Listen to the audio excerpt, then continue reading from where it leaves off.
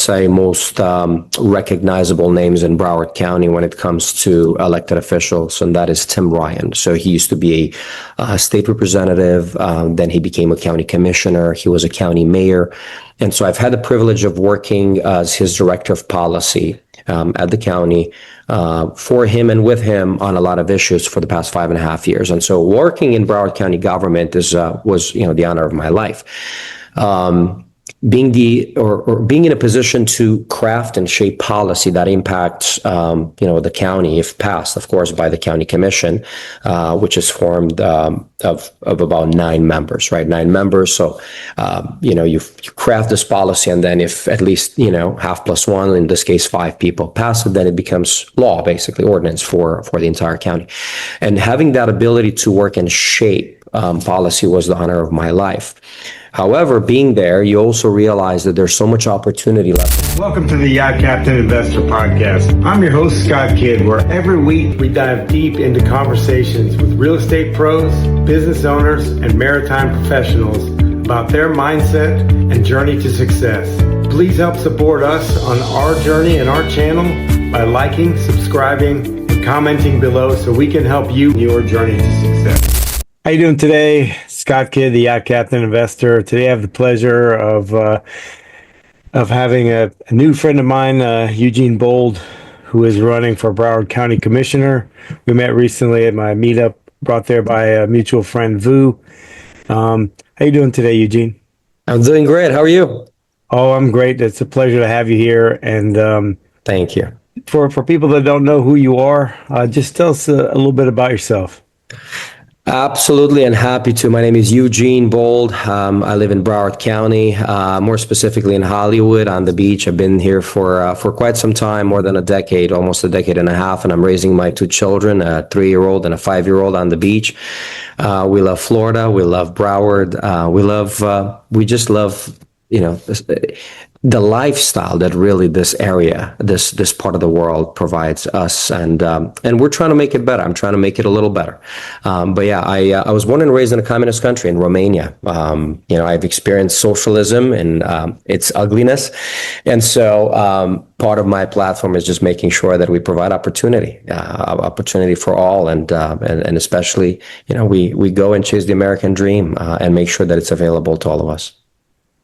Oh, that's great. That's why we're all here. I say this time and time again, your best country in the world, that's all relative compared to your cultural beliefs, your foundation and everything. But as far as like financial opportunity, there's no place like the United States of America. It's absolutely not. No place even close that you can, you have this much, financial opportunity, and that the capital markets are so open, that you can do so many different things and start and fail businesses and get up and do it again. It's very dynamic, Well, what made you decide to run for Broward County Commissioner? That's a very good question, Scott. So for the past 5.5 years, I worked for one of the, let's say, most recognizable names in Broward County when it comes to elected officials, and that is Tim Ryan. So he used to be a state representative, then he became a county commissioner, he was a county mayor, and so I've had the privilege of working as his director of policy at the county for him and with him on a lot of issues for the past 5.5 years. And so working in Broward County government was the honor of my life. Being in a position to craft and shape policy that impacts the county, if passed, of course, by the county commission, which is formed of about 9 members, right? 9 members. So you craft this policy, and then if at least half plus one, in this case 5 people, pass it, then it becomes law, basically ordinance for the entire county. And having that ability to work and shape policy was the honor of my life. However, being there, you also realize that there's so much opportunity left on the table, Scott, right? There's so much that the county government can do alone, and in collaboration and cooperation with the cities, with the state, with the federal government, like specifically the Army Corps of Engineers when it comes to marine and coastal infrastructure. There are so many things that we have to do in order to enhance quality of life and create a very stable environment for, quality of life for residents and a stable environment for investors to bring capital in. And so we have a lot to do. Some of the issues are more structural, as in we don't have in Broward the countywide elected mayor, unlike Miami-Dade, where you have Levine Cava, and Broward County is basically these 9 individuals, and every year they kind of appoint each other to that head position, which is a mayor in name, but it's really not a mayor of the county in the truest sense of the word. And so, seeing some of the opportunities, I decided, we need change, and if people like myself who have been inside government, I've seen the problems, and if I don't step up and try to make a difference, then we're going to have more of the same. Excellent. And like I said, we met at the meetup through mutual friend Vu. That we discussed quite a bit of stuff that pertains to real estate. I would say which I think was very forward thinking. Mm-hmm. What were some of those points that you are attempting to bring in that are more forward-thinking when it comes to real estate and development and things like that for Broward County? Because we have a lot of people moving here, and it seems like the infrastructure and we need to kind of fast-track a lot of these projects because housing, there is definitely a shortage in Broward County. Absolutely, and we can start with housing because in the yacht marina service industry, a lot of workers depend on having the ability to find housing, affordable housing, nearby, right? So they don't have to drive to a different county to live, or 2 counties. I've heard folks commute all the way to Jupiter or north of Jupiter. Meanwhile, their jobs are in Fort Lauderdale. So in other words, creating, workforce housing, and not in a socialist way where the government builds and government operates, because government can do some things well, but it does not do many other things very well. And so, but I would agree. Trust me, I'm 100% with you on that. I lived in a country where the government did everything and it messed up everything. However, with the appropriate checks and balances, Scott, my opinion is the county can create an environment that is pro-smart, resilient development. And in my opinion, it should be a transit-adjacent development. So what I'm trying to say is essentially build development along major transit corridors. So smart, resilient development, incentivize the development of workforce housing so that everybody can, the middle class that's been choked in South Florida can afford to live somewhere, right? And especially the younger folks that, let's say, they're starting a family, they're working, let's say, since we're talking about the yacht industry, the marina industry services, they can, commute and work nearby, right? But they can commute using, let's say, rail or a rapid bus. Right now, that is also lacking. So affordable housing, or housing affordability, rather, to be more specific, workforce housing has to be married to transit. And that's where we need to do a better job. So you have these massive transit corridors throughout the county. You have a lot of areas where, for example, these like 1970s, malls, like strip malls that are, pretty bad shape. So a lot of those areas you can repurpose and you can reimagine them to build some affordable workforce housing, build some real light rail or some real, meaningful traffic, transit corridors throughout the county. Because right now we have a bus system, but it works and it doesn't. For most people, it doesn't, right? So building fast, reliable public transit, and then you build this workforce housing adjacent to it, so you can, zip up and down the coast or east-west. So you can work in Fort Lauderdale in the marina and then live in Sunrise and have no problem hopping on a light rail and going home. Things like that, there's been a lot of resistance traditionally in developing a lot of these things, like not in my backyard. I don't want a transit hub here because it's going to destroy my neighborhood. things like that. So working with the community, working with the neighbors, coming up with real good solutions where it's clean, efficient, affordable, fast, and you can build both, right? The transit element and the workforce housing. And I think you can have some real good solutions. I think so too. And I think, glad you brought that up because having lived in Broward County for probably about over 15 plus years, actually 20 years, in Fort Lauderdale and in Plantation, going north and south was never really too much of an issue because you also have train, you have the Tri-Rail, you have the Bright Line, you have 95, you have the Turnpike 75. That's right. And then you have Sawgrass Expressway and all those things. But going east to west, sometimes if I was working in Palm Beach, for me, it would take 30, 40, 45 minutes for me to get to Broward Boulevard and then another 45 minutes just to get to Plantation. And I was just on the other side of the Turnpike. So the east-west corridors, I think, are really lacking because that's kind of the same thing. And what effect do you think, or are you seeing with the Live Local Florida implementation? I know it's slow to get going and stuff like that, and I know they want to increase density certain places, and each county, city, part of Florida has a different take on it. What are your thoughts on it? I think it's a mixed bag, right? So I'll give you two scenarios.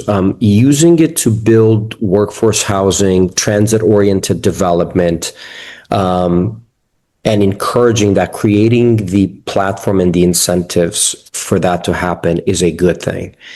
Putting, in my opinion, let's say, like a 70-story building on the barrier island in Hollywood, that would be a bad implementation of that law. So I guess it all depends on the context and on the local conditions, on the community, on what's appropriate, feasible, and environmentally intelligent, let's say, smart, right? Yeah.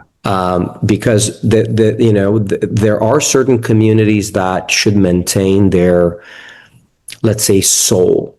I'm going to use that word for a reason because it's much more than the character and the historic, aesthetic and all that. It's really, there are certain communities that should maintain their soul. Now we got to invest in improving, modernizing, enhancing, all of that stuff. But like, for example, I live in Hollywood Beach, and a lot of the conversation has been around, putting high rises on the beach. And so there's, overwhelmingly the community where I live, the residents on the island, and in the adjacent neighborhoods, they don't want, for example, Hollywood to turn into Sunny Isles. And I think that's if the community doesn't want it, I don't think we should shove it down their throat.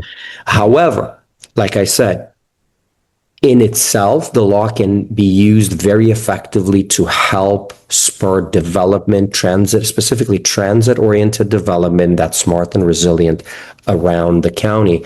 And I think that's a very, very good thing. We need that. I don't think it's just a good thing. I think we need it in order to spur economic development. Because at the end of the day, if you don't have a place to live, you're not going to have, a workforce that's going to, a competent workforce for your industries, right? Whether it's the yacht, marina, service industry, or any other industry really that relies on a local workforce. And so mobility supports really the marine and industry and economy really at large, and every other one, right? And, the freight movement, bridges and traffic, ecosystems, so the entire economy really. Yeah.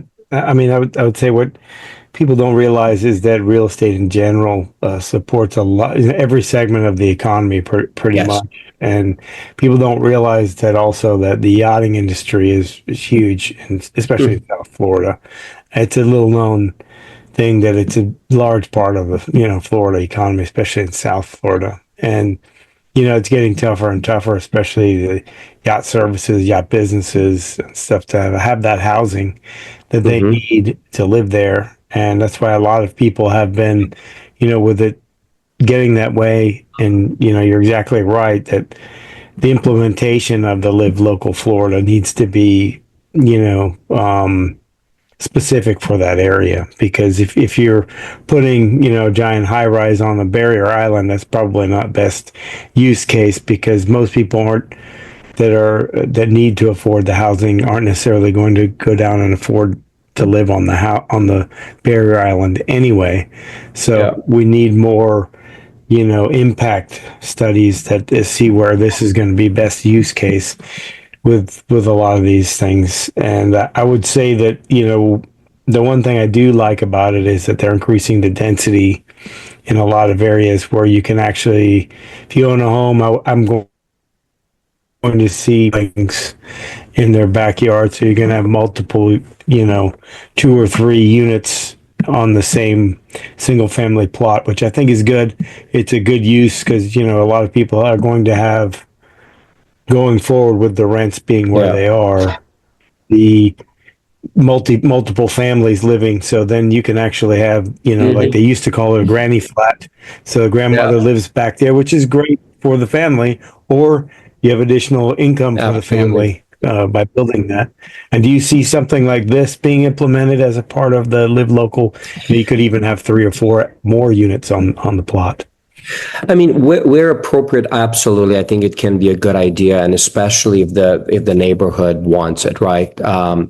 Where I see a big opportunity when it comes to government, and I speak from experience, is permitting, speed, and predictability, Scott.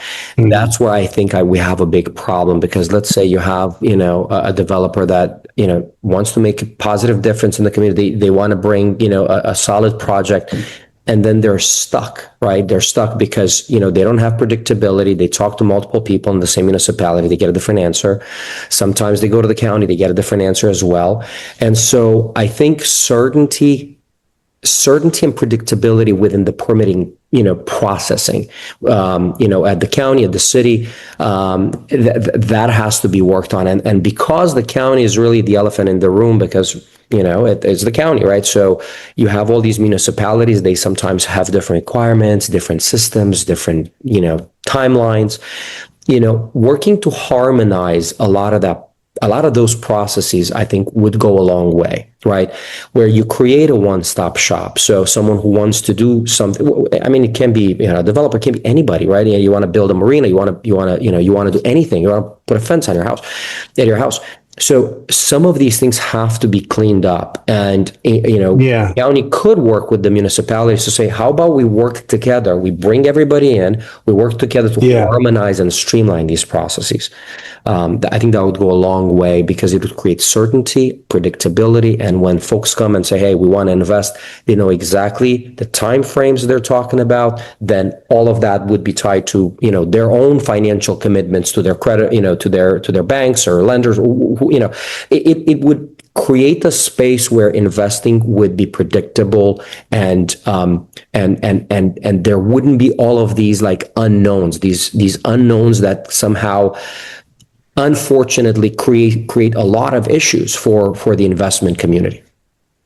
Well, it definitely does, because it's with a lot of people moving here. You don't want it to end up being to harp on California or New York. Sometimes these projects take 2-3 years even just to get the permits and everything like that.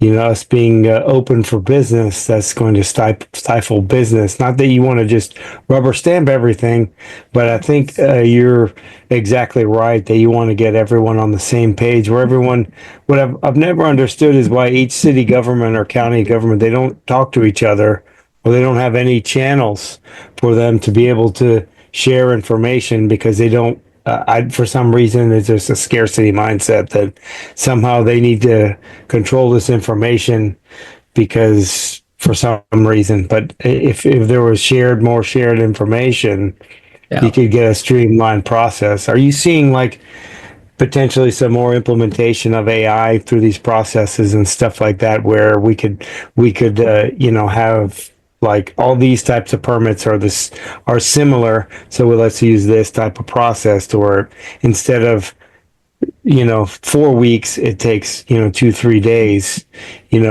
provided everyone's all the same things are checked off. Yeah.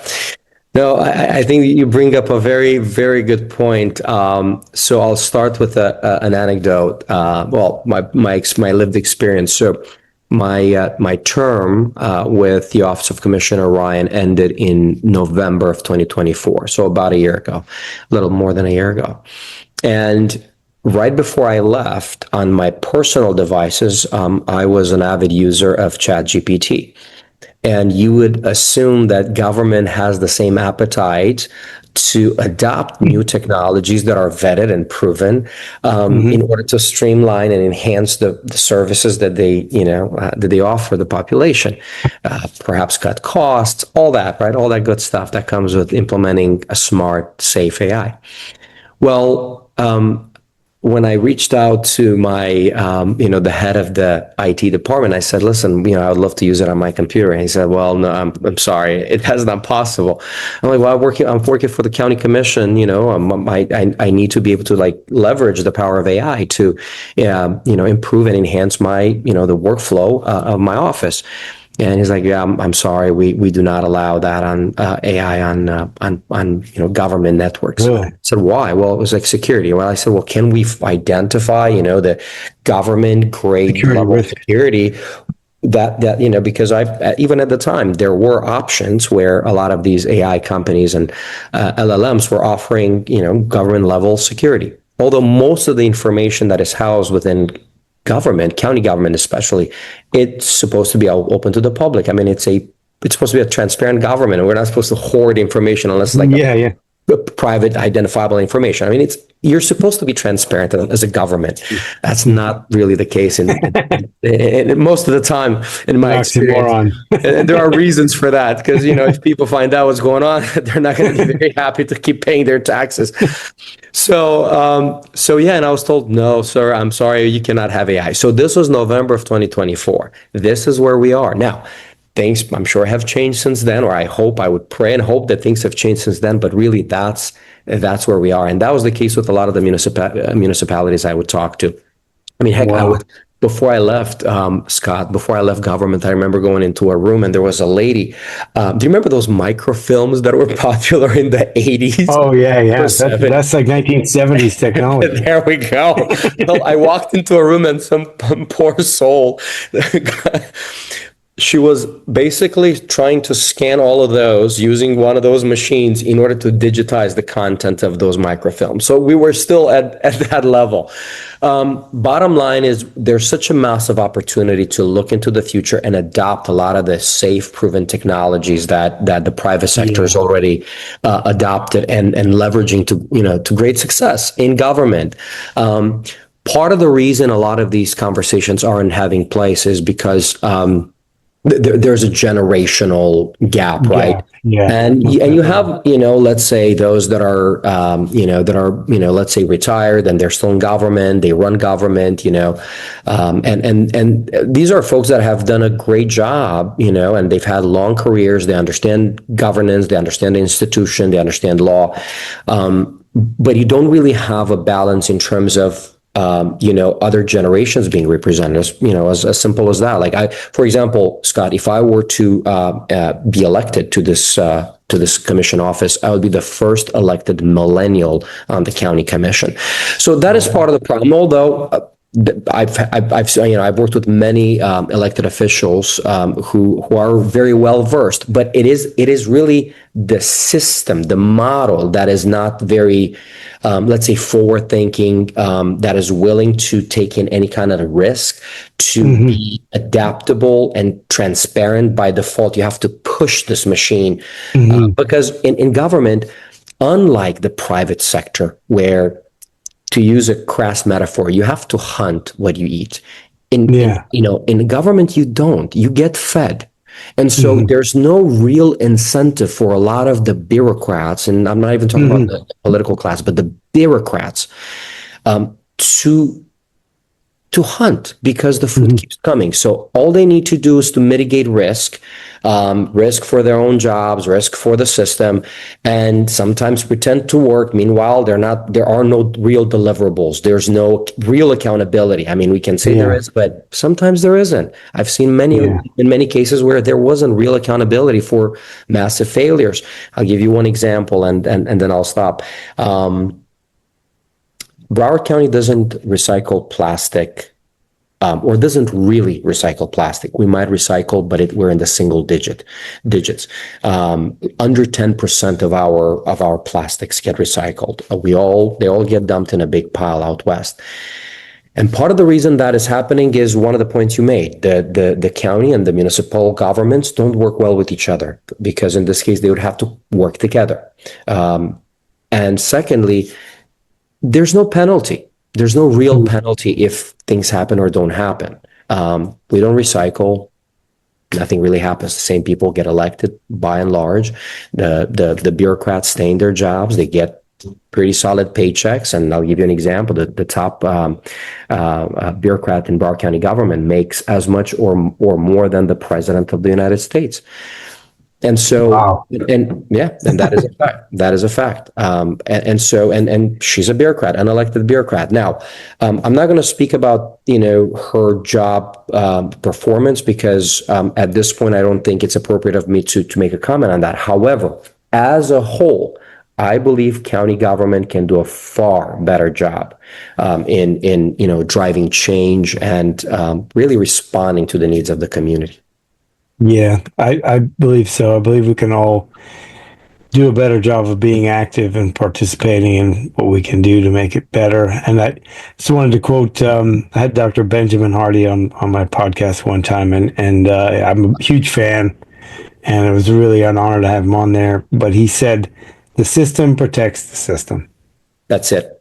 That's, and that's really in a nutshell, because in the private sector, you're incentivized by, if it doesn't work out, you shut down. That's it.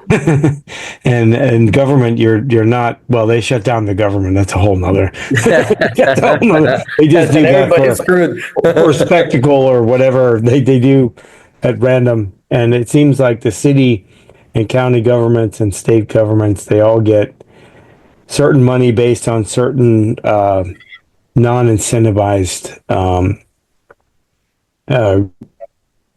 what do you call it? Targets. They're non-incentivized. They just get it because they've been there for a certain amount of time. It wasn't because they saved X amount of money or they recycled a certain amount, or hey, we built 10,000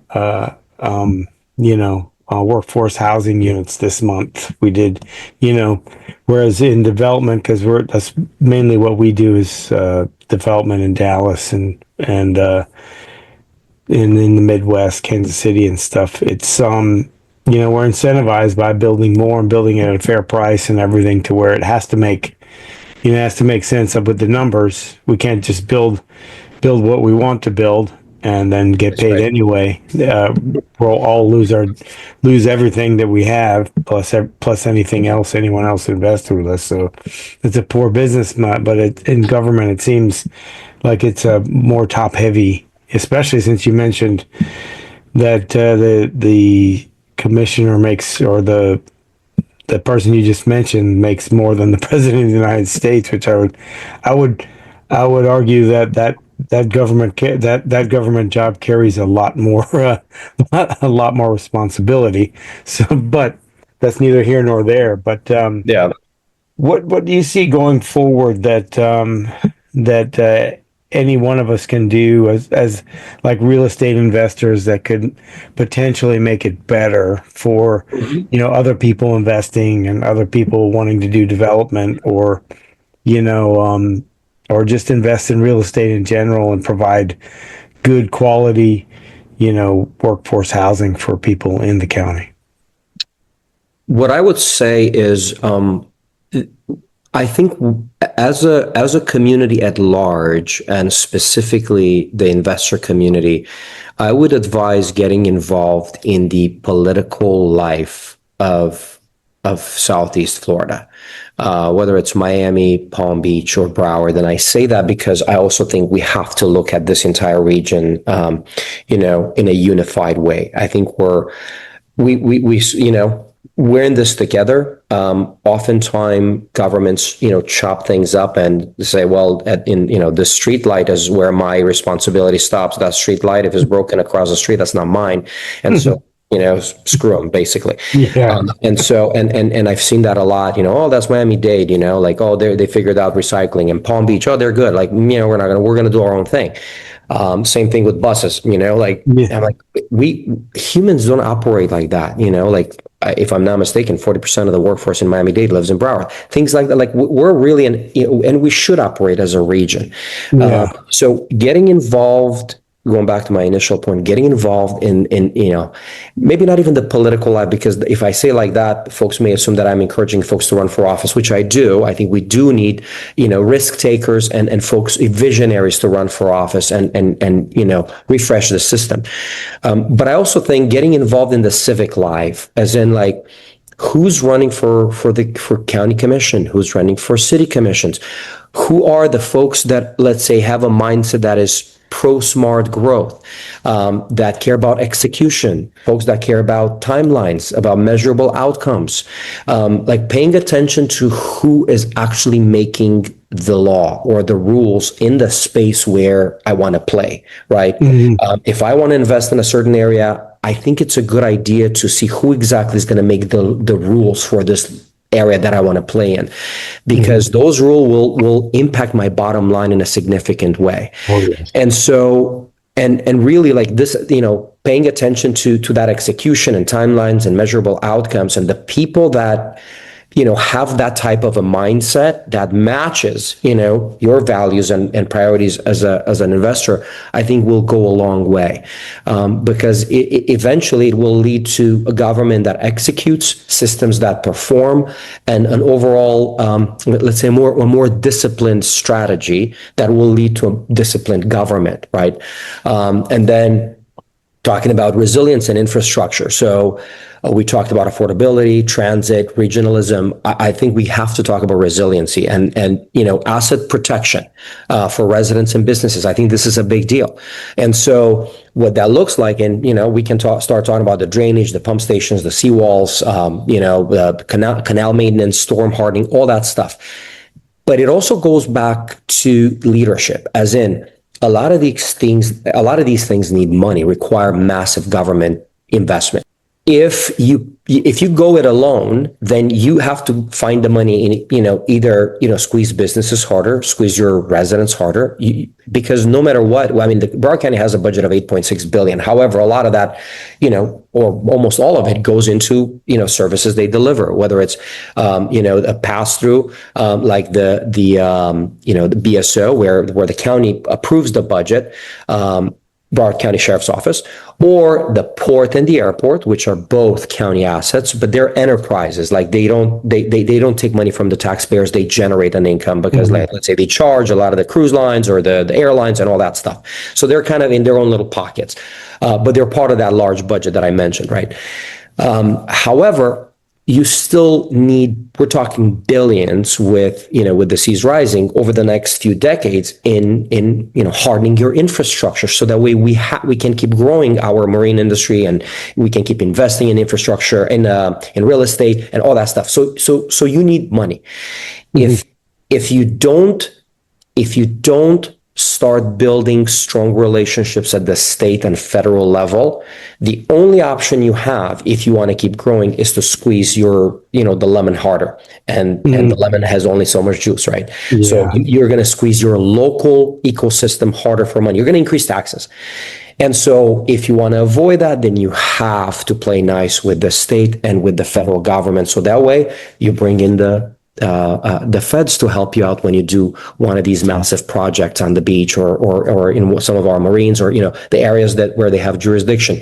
You bring in some dollars from the state or Florida Department of Transportation to build for example the barrier island infrastructure, because a lot of that is their responsibility in conjunction with the city and the county. So you have to be creative, you have to be visionary, you have to play nice, and you have to be able to connect all these dots in order to create the county of tomorrow, the Florida of tomorrow, the Broward of tomorrow. All of these things have to play nicely, almost like a puzzle, and to fit in well with each other. So that way you keep the taxes where they are, or you lower them, you create predictability and stability, and you bring other resources to help build your account. That's great. I mean, I like the similarity to something that I've always said, is that real estate is local. So what happens in South Florida is completely different than what might happen in Tennessee, Texas, New York. And it's the same thing goes for politics. Politics is local. On a federal level, what the federal government do, and I always found it strange that people get very up in arms on what the president does or the Congress or what have you, because with your local government, you can actually go and sit with them and meet with them and talk with them, go to the council meetings, go to the commissioner meetings. These are open forums that you have direct access to, and those things affect your life on a day-to-day basis. Just like when you go and inspect a new market in a new area, you should be driving that block by block. Same thing, like if you're living in that area, you should be involved, at least know who your representatives are. If something does happen or some things need to be, to where maybe you can have some type of joint venture with, with the local government, to where you're doing development or you're doing, you can implement some type of change where, hey, maybe in our neighborhood we need more ADUs, or we want to maybe build out some more fourplexes or eightplexes, or maybe we need more retail centers or something like that. And there's where you can affect change by directly getting involved with someone like yourself or someone that is within the local area. I can almost guarantee you that if you write your senator or call them your Florida state senator or your U.S. senator, you're probably not going to get a hold of them. Or some secretary that's going to reply. But if you call you're your going to county get commissioner. your county commissioner, you can. Your city, your city planner or something, you could probably schedule a meeting with them, and say, hey, we're planning on doing this development. What's the master plan? Will what we're doing here fit in with what you guys are doing? And if not, how do we implement the change to where we can make this work together? Because this is going to create X amount of jobs. It's going to provide housing for X amount of people. It's going to, it's going to have impact of these things. So, it's just something that I think people should, that people should do those things, but they don't realize that access is actually there, whereas the state, federal government, it's a few levels detached. But I really like that point. I think that people need to hear that more often, that they actually have that type of access. And, just going forward, what's the best way, if people want to learn more about your campaign and what you're doing, what's the best way for them to get a hold of you? Boldbroward.com. That's probably the easiest way to, if they want to learn more about the campaign, www.boldbroward.com, because, it so happens to be my last name, but I really do believe Broward needs to be bold. We need to have a bold vision, and we need to execute on that vision. We need to clean up government to make it more responsive to our residents, and to the investor ecosystem, to the investment ecosystem that wants predictability, that wants execution, that wants measurable outcomes, and accountability. Accountability is a word that we don't really often hear from government, and it's for a good reason, because because if we keep, if they were to hold themselves accountable, it wouldn't necessarily look very good on them. And so accountability is something that I'm looking to bring, into this position. And so, boldbroward.com. I'm sure if they reach out to you, you can connect them with me. And and I also, I'll be happy to engage. I mean, if there are any, any ideas, thoughts, and suggestions, because as someone who is running for office, my goal is to be able to hear from the community, and whether that is the yacht community, the investment community, the community at large, and see how we can take some of the best ideas that we can come up with and morph them into policy proposals, because I think that's the only way. The best ideas are oftentimes outside of government, right? And so bringing them in and allowing them to flourish and make government better, I think that's, well, I don't think that is a priority for me, for myself. So boldbroward.com. I have all my social media over there, Eugene Bold. And my first name is spelled without an E. I was born in Romania, so that's how they spell it. So it's Eugen, last name Bold. And so I'm on Instagram, on Facebook, and or just for your audience, just to call you, and I'm sure you'll be able to connect with me directly. Well, we're definitely going to put all those in the show notes and everything, so they can get a hold of you if they need to, and they want to discuss more things about Broward County. Well, I really appreciate you coming on. This has been really great, and I plan on maybe in 6 months or so we'll do a part 2, see where you're at there, see what kind of progress we're making. But I really appreciate it. And this has been really fantastic. And if any of your opponents want to come on too and share their vision as well, that's fine too, because we want to keep it open and keep an open discussion. Glad to discuss these things, because I think open, honest discussion is what we need more of. And appreciate you coming on. I'm Scott Kidd, the yacht captain investor. Like always, I always leave people with this one. The best investment you can make is the one you make in yourself. So invest wisely. Thank you, guys.